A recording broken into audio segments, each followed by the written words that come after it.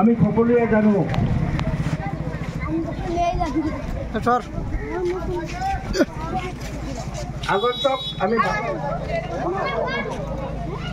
আগন্তুক শুক্রবারে আমরা সবাই আমরা ভোটের অধিকার যেটা এটা সাব্যস্ত করুন লাগবো আমরা ভোট কেন্দ্র যাওয়া লাগবো আর আমরা প্রত্যেকজন পুরুষ মহিলা থেকে লইয়া যুবক সবাই আমরা ভোট সাব্যস্ত করুন লাগবো যে আমি ভারতীয় জনতা পার্টির তরফের করা আমার দুর্গবাসী রাইজেরে আমরা অনুরোধ জানাইলাম যে আগন্তুক সময় 19 তারিখে প্রত্যেকেই আমরা বহুমূল্য ভোট পদনপুরের চিনাক্তি পদ্মা হাজারিকা বিধায়কের হাত শক্তিশালী করুন বলে বুঝে আমি প্রতিজ্ঞাবদ্ধ হল।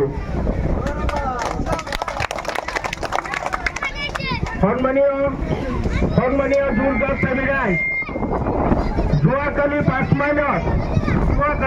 মাইল পঞ্চায়তত এখন কংগ্ৰেছৰ সভা অনুষ্ঠিত হৈছিল।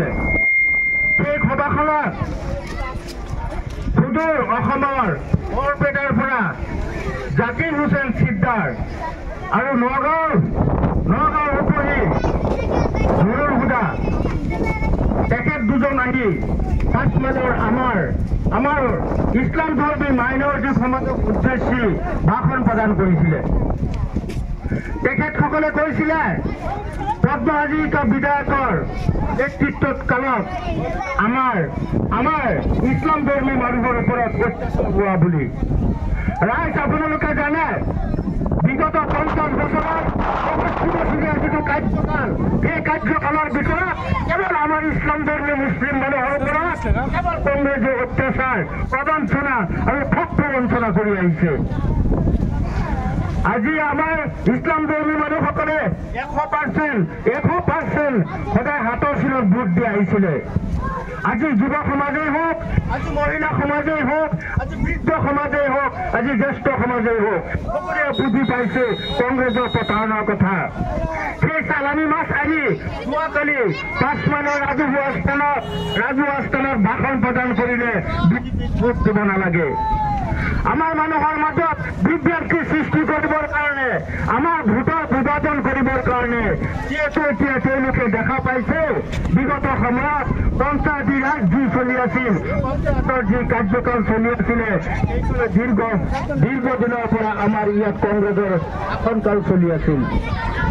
পঞ্চায়তৰ ৰাজ্যকালৰ ভিতৰত আমাৰ ইয়াৰ প্ৰেচিডেণ্ট কোন আছিলে? আমাৰ পঞ্চায়তৰ প্ৰেচিডেণ্ট কোন আছিলে? আপোনালোকে সকলোৱে গম পায়। সেই প্ৰেচিডেণ্টৰ কাৰ্যকালৰ ভিতৰত 5 বছৰৰ ভিতৰত আমাৰ সমাজৰ কাৰণে তেওঁলোকে কি কৰিলে সেই আমি সকলো জানো। প্ৰত্যেকটো আইনৰ ধৰাৰ ক্ষেত্ৰত আমি 30,000 টকা এডভান্স দিবলগীয়া হৈছিল। আমাৰ যিটো ফৰ্ম যদি আমি ভৰিবলগীয়া হয় তাতো আমি দিবলগীয়া হৈছিলে। আমি প্ৰত্যেকটো ক্ষেত্ৰত IBS আঁচনি বোলা এটা আঁচনি আছে, ভোট দিয়া নাছিলো। যেতিয়া আমাৰ ডিলিমিটেশ্যনৰ পিছত আমাৰ পদ্মা হাজৰিকাৰ ভিতৰত বিধায়কৰ নেতৃত্বত যেতিয়া আমাৰ ৰাজগড় জুলগড় অঞ্চল যেতিয়া বিধায়কৰ নেতৃত্বত গ'ল তেতিয়া আমি গম পালো যে প্ৰত্যেকজন যুৱকৰ কাৰণে চৰকাৰে 1 লাখ টকাৰ অনুদান দিয়ে। মই গম পাইছো এই ৰাজগড় পঞ্চায়তৰ অন্তত যিজন সভাপতি আছিলে কংগ্ৰেছৰ তেখেতে এখন IBSৰ নামত 1 লাখ টকাৰ ভিতৰত 5,000 টকা তিনি বিচাৰি দিছিলে।